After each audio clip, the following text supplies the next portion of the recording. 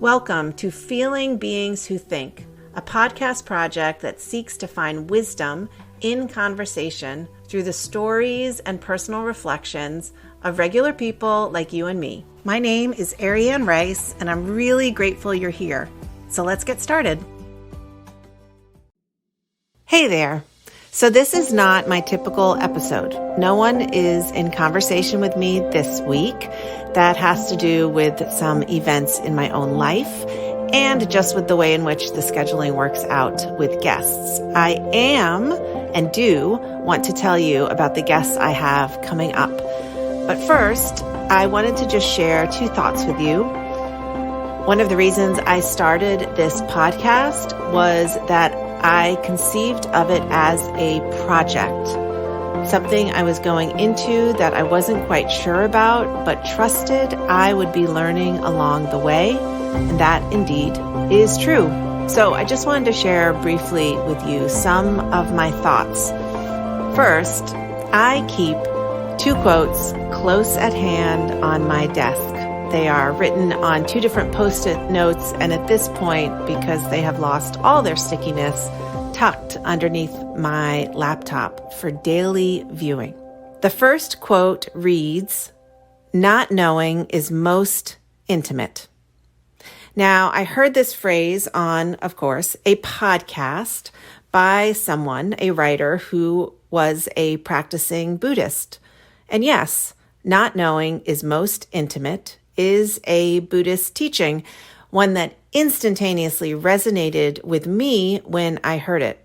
And not just resonated, but it seemed that it affirmed or encouraged something I knew but didn't know how to put words around.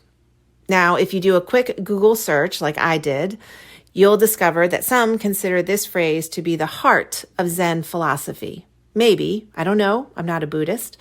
But I think one of the reasons it resonated so much is because when I started this project, that phrase gave me courage. It supported another bit of wisdom, and I attribute it to Richard Rohr. He says, "You and I cannot think our way into a new way of being. You and I must live our way into new ways of being." And I think that includes living our way into new creative endeavors or work that we want to try and do. Now, most recently, as I was re-listening to the conversation I had with my friend and colleague, the Reverend Steve Pollikus, he spoke specifically to this idea. He and I were discussing, how does one become a priest, or what is sort of the ways in which you learn to do what it is priests do? And he reminded me that professional identity, that vocational endeavor, like all professional identities and endeavors, the identity that we're walking towards, we don't actually know how we are going to embody it, how we are going to inhabit it. We learn how to do that as we live our way into the identity. We create who we believe we are supposed to be as we grow more and more into our callings. And, I certainly had an idea, maybe you've had an idea about what your life would be when you started in whatever profession you are in. But I have a feeling that you, like me, discovered that life has a way of completely upending those assumptions, doesn't it? But one of the reasons you and I chose whatever it is that we are called into is because that identity represents qualities within ourselves that we want to cultivate, that we want to strengthen and grow. And those qualities, they become an integral, an intimate part of who we are, because when you and I start, we can't possibly know what it is or who we will be becoming. That idea The idea that not knowing how this podcast would turn out, not knowing who I would talk to besides my first 1, 2, 3 guests maybe, and quite literally not knowing where each and every conversation would start, let alone go. Well, I think that that is exactly what creates the intimacy that invites a listener's participation, that invites your presence in this conversation. And that is a primary reason why I wanted to start this podcast. And I have to tell you that for months, and I do mean months, as the microphone that I purchased in anticipation of getting started with this thing, for months that microphone stared at me accusingly from my office floor.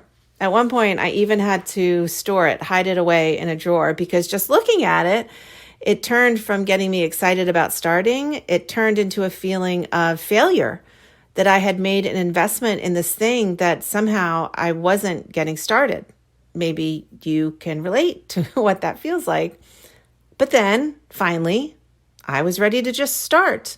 I had a bunch of false starts. I recorded different things. I thought they were all not good. I just kept trying, and I recorded something that I thought I could put into the world.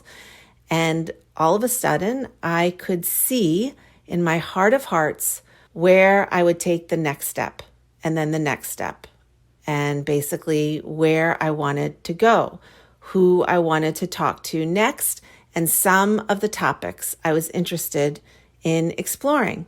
And somehow this project is growing, and the clarity of what I want to do and what would be next, well, there's more clarity.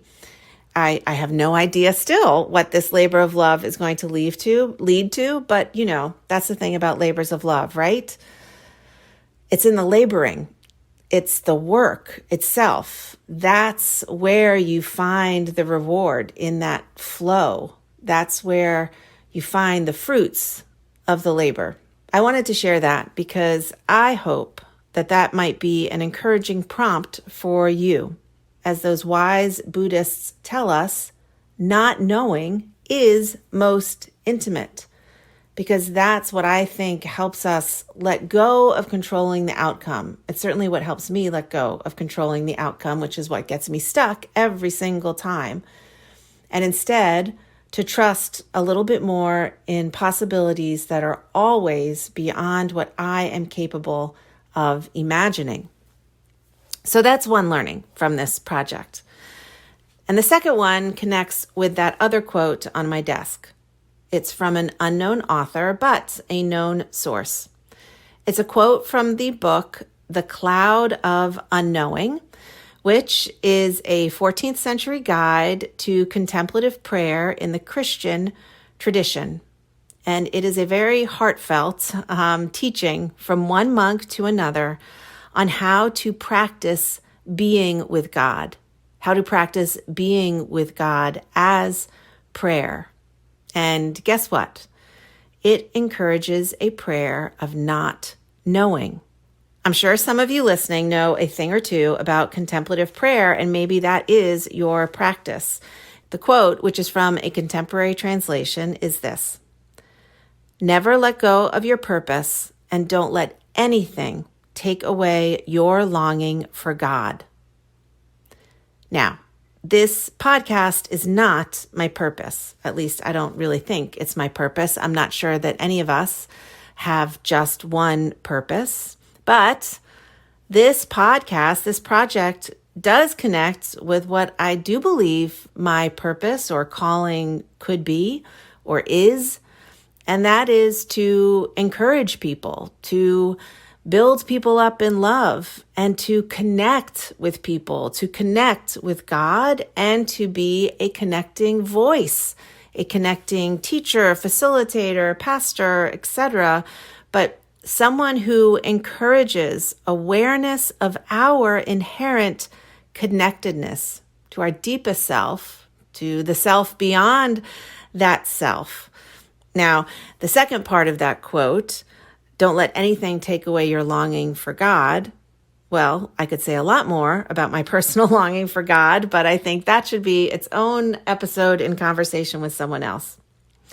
And I also believe if God is not a word that works for you, don't let anything take away your longing for love, capital L, or justice, capital J, or peace, capital P. And you could certainly insert many other names for deity or God in that sentence. I just wanted to share those two thoughts with you. And I also want to thank you. Thank you for listening and sharing this podcast. And for those of you who have reached out on social media and sent me a message or a DM, thank you very much. It really means a lot to get those little bits of connected support. Okay, finally, last thing, I just want to tell you about some of the upcoming episodes. So next week, I am talking with someone I am thrilled to have discovered. Her name is Brittany Muller, and she is author of the book, The Contemplative Tarot, A Christian Guide to the Cards.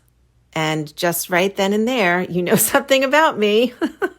That's right. This priest loves and utilizes in her prayer practice, occasionally, tarot cards. Actually, more than occasionally. See, already I'm getting nervous about sharing this with you. So when I discovered Brittany's book, which I did through an Episcopal church, by the way, I felt like I finally had permission to admit my heresy. And thankfully, in this beautiful book, I learned that my practice wasn't that heretical after all. So that is coming up next week. And then I am also going to be speaking with a leadership coach and pastor who utilizes the Enneagram tool in his work with clients. I'm excited about that. And also excited about a conversation I have with a somatic leadership coach. And she is someone who utilizes the wisdom of the body in helping her clients grow in capacities of presence and awareness, decision-making, all the wonderful ways of being that to me and many fall under the rubric of leadership capacities. Okay, so that's that. I hope those sound exciting to you. Thank you again for listening and for sharing, and stay tuned.